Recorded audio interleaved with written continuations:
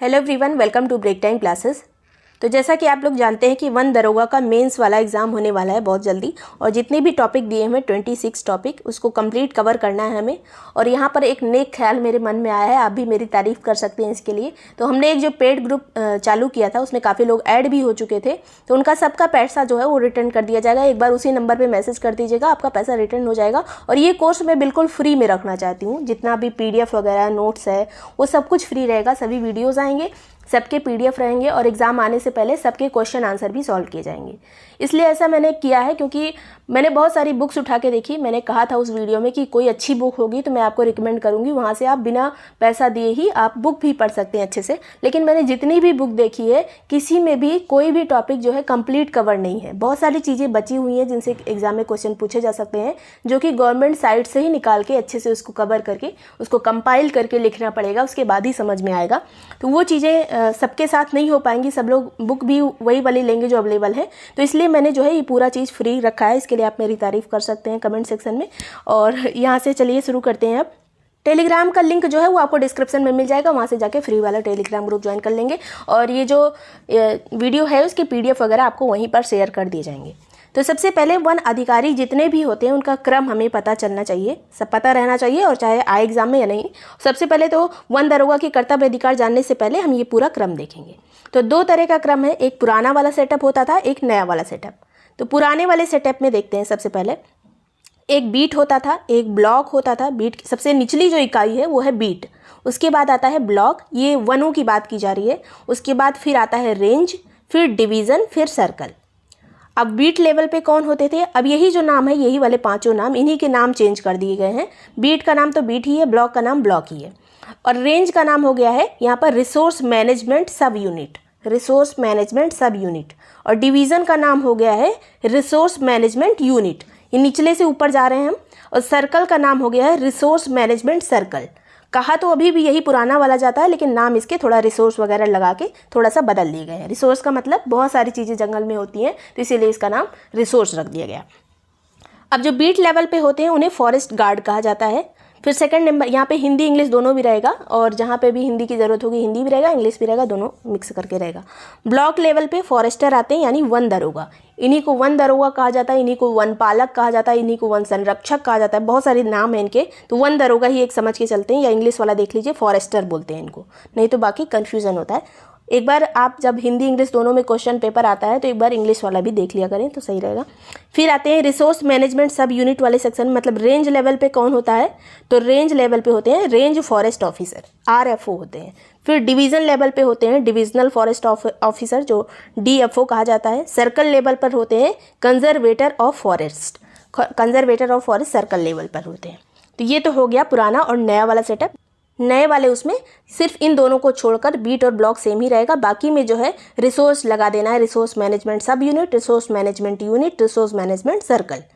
आगे बात करते हैं। अब कुछ और अधिकारी होते हैं जिनके नाम हम याद रख सकते हैं, सिर्फ एग्जाम में वैसे पूछा नहीं जाता। सबसे पहले तो ये कि फॉरेस्ट लेवल पे सबसे बड़ा अधिकारी कौन होता है। तो सबसे बड़ा अधिकारी की बात करें तो फॉरेस्ट सेक्रेटरी होता है। इससे ऊपर भी मंत्री वगैरह तो सबसे ऊपर रखे जाते हैं, जो फॉरेस्ट मिनिस्टर होंगे वो सबसे ऊपर होंगे, लेकिन अधिकारी की बात की जाए तो सबसे बड़ा अधिकारी सेक्रेटरी होता है। जो नए जो IAS ऑफिसर्स होते हैं, काफ़ी प्रमोशन वगैरह के बाद सेक्रेटरी बनते हैं।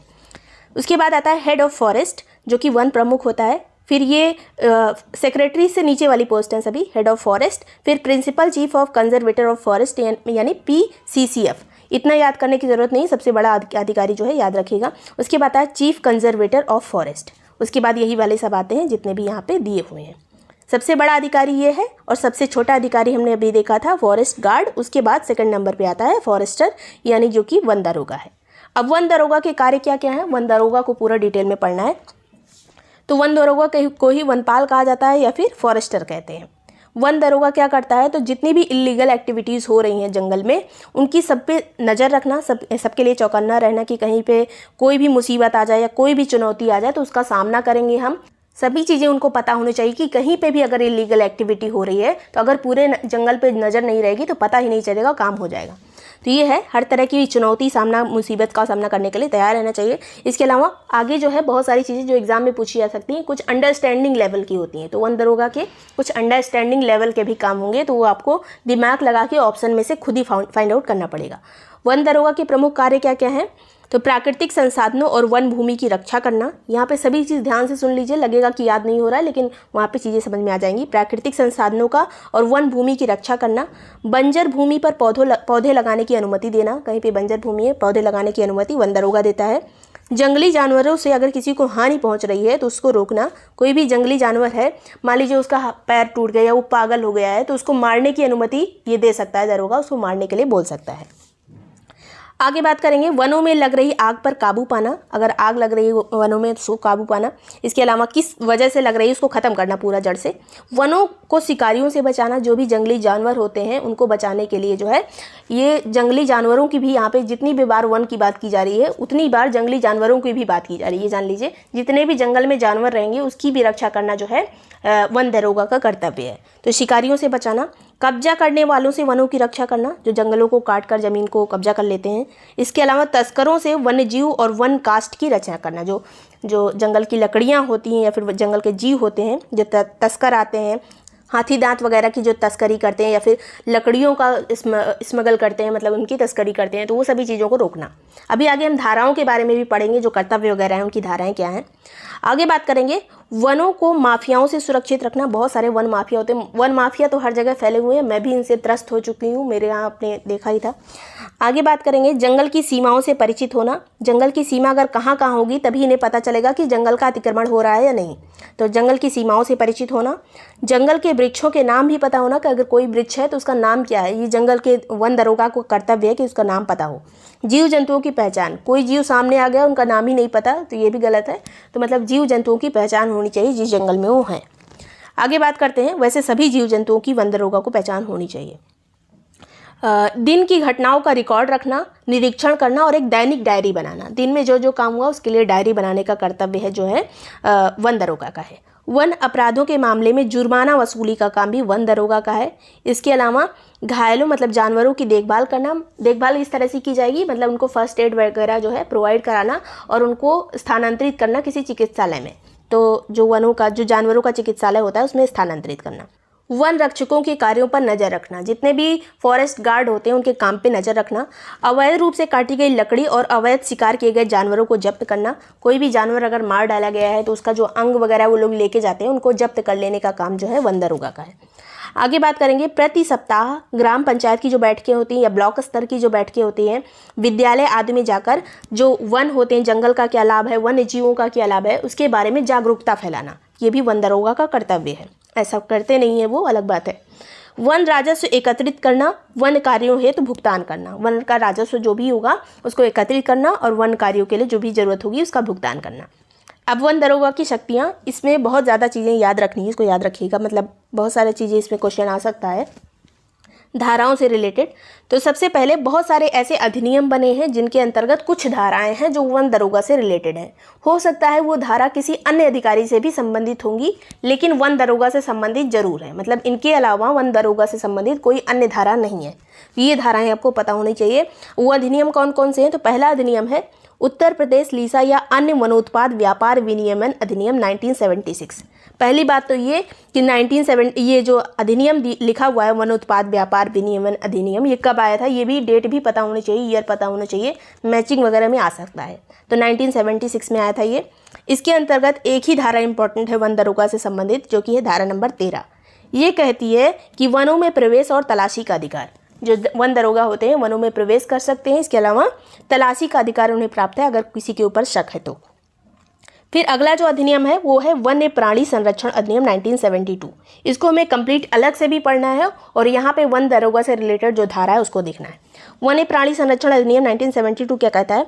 धारा नंबर इसकी 50 और 55 इंपॉर्टेंट है, जो कि वन दरोगा से संबंधित है। धारा 50 और धारा 55 ये कहती है, धारा 50 क्या कहती है कि प्रवेश, तलाशी, गिरफ्तारी, निरुद्ध करने का अधिकार, मतलब प्रवेश करने का अधिकार जंगलों में, तलाशी लेने का, गिरफ्तार करने का भी और किसी को बैन करने का भी, ये सभी अधिकार धारा 50 में दिए हुए हैं 1972 के अधिनियम में। यहाँ पे था 76 वाला जिसमें केवल तलाशी का अधिकार दिया गया था, यहाँ पे गिरफ्तारी और निरुद्ध करने का भी अधिकार शामिल है। फिर आती है धारा 55। धारा 55 में है कि वन अपराधों की शिकायत न्यायालय में दर्ज कराने का अधिकार। कोई भी शिकायत है उसको न्यायालय में दर्ज कराने का अधिकार है वन दरोगा के पास, अगर किसी तरह की ऐसी एक्टिविटी, लीगल एक्टिविटी होती है तो। ये किसके अंतर्गत है? धारा 55। बहुत इंपॉर्टेंट है धारा 55 की जो है न्यायालय में शिकायत दर्ज कराने का अधिकार वन दरोगा को है। आगे बात करेंगे, अगला एक अधिनियम है जो कि है उत्तर प्रदेश इमारती लकड़ी व अन्य वनोत्पाद अभिवहन नियमावली 1978। तो सबसे पहले ये अधिनियम कब आया था, ये नियमावली कब आई थी? 1978 में। इसके अंतर्गत कुछ विधिक अधिकार प्राप्त हैं वन दरोगा को। कौन कौन से? इसकी धारा नंबर 4 कहती है कि अभिवहन पास जारी करने का अधिकार। अब इसमें से धारा का नाम भी पूछा जा सकता है और ये भी कहा जा सकता है कि निम्न में से कौन सी वन दरोगा की शक्तियाँ नहीं हैं। तो धारा 4 में कहती है कि अभिवहन पास जारी कौन करता है? वन दरोगा। तो पास जारी करने का अधिकार। धारा 8 कहती है अभिवहन पास में अनाधिकृत परिवर्तन, मतलब किसी तरह का अगर परिवर्तन हुआ है तो उससे संबंधित अधिकार धारा 8 में दिया गया है वन दरोगा को। फिर धारा 11 क्या कहती है कि अभिवहन पास की जांच करने का अधिकार। कोई चीज़ अगर गलत है उसमें पास में उसकी जांच करने का अधिकार। कोई गाड़ी जा रही है उसका पास जो है जंगल की तरफ से, उसका जो है चेक करने का अधिकार, पास चेक करने का अधिकार। नेक्स्ट है यहाँ पर धारा 25A। धारा 25A कहती है कि अभिवहन पास का वाहन रोक कर जाँच करने का अधिकार। मतलब कोई भी वाहन जा रहा है उसको रोक के वाहन की जांच करने का अधिकार 25A के तहत दिया गया है वन दरोगा को। तो ये है अभिवहन नियमावली 1978 से संबंधित जितने भी अधिकार हैं वन दरोगा को, इतने दिए हैं धारा 4 में, धारा 8 में, धारा 11 में और धारा 25A में। नेक्स्ट है यहाँ पर भारतीय वन अधिनियम 1927। भारतीय वन अधिनियम कब आया था? 1927 में। अब ये लास्ट वाला अधिनियम है। 4 ही अधिनियम हमें पढ़ना है। 4 ही अधिनियम के अंतर्गत जितनी धाराएं हैं वो वन दरोगा से संबंधित हैं। जो इसमें लिखी हुई हैं वही उतनी वन दरोगा से संबंधित है। धारा 26 कहती है कि आरक्षित वन में प्रवेश और अन्य कार्यों की अनुमति देना। ये किसका काम है? वन दरोगा का। ये कई अधिनियम में लिखा है, हमने देखा अभी पिछला भी कई अधिनियम में ये चीज़ें लिखी हैं, लेकिन इसकी धारा क्या अगर पूछ लिया जाए सीधे सीधे कि भारतीय वन अधिनियम 1927 की किस धारा के तहत वन दरोगा को ये अधिकार प्राप्त है कि वो आरक्षित वनों में प्रवेश कर सके और अन्य कार्यों की अनुमति दे सके, तो ये धारा 26 कहती है।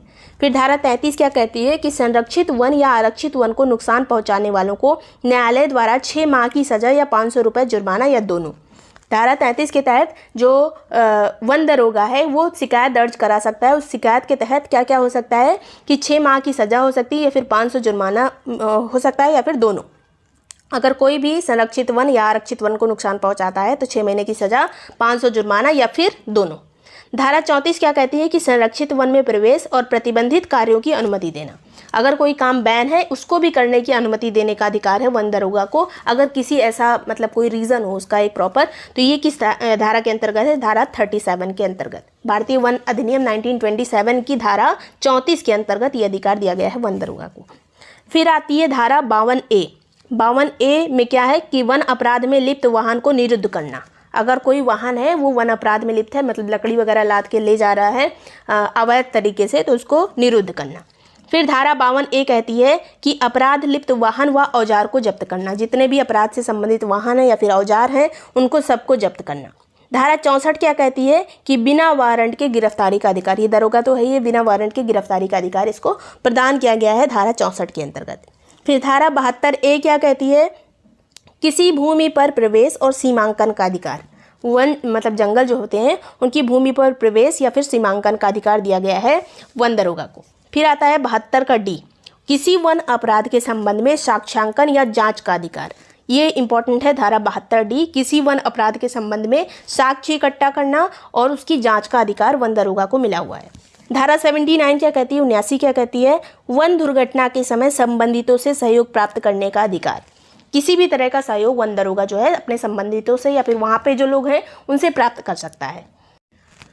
तो इतने अधिकार और शक्तियाँ वन दरोगा को मिली हुई हैं और ये सभी याद रखना है। 4 यहाँ पे केवल 4 ही अधिनियम है, सभी देख लीजिएगा। शाम तक मैं इसका PDF डाल दूंगी या कुछ देर बाद डाल दूंगी। वीडियो पसंद आया हो तो लाइक और सब्सक्राइब जरूर कर लीजिएगा। Thank you so much for watching break time classes.